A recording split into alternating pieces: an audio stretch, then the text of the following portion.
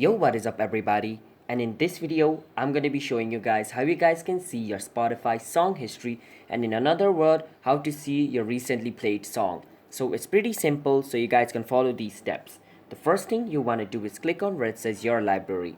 You want to click on your library and you want to go to any playlist you want. So let's say I want to go to Kevin's playlist, which I created.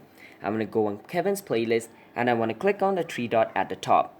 Once I click on the three dot at the top, I want to click on where it says add song with the plus icon over here. I want to click on add songs. Once I click on add songs, I want to scroll at the right until I see recently played over here, just like this.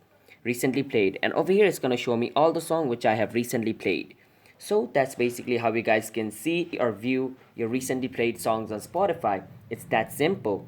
So yeah, that's basically it. So if you guys found this video helpful, then be sure to hit that thumbs up button and consider subscribing to our channel for more Spotify related content. And yeah, and if you guys have any question with this video, you can drop it down in the comment. I'll get to it as soon as possible. Yeah, and I'll see you guys in another video. Bye bye.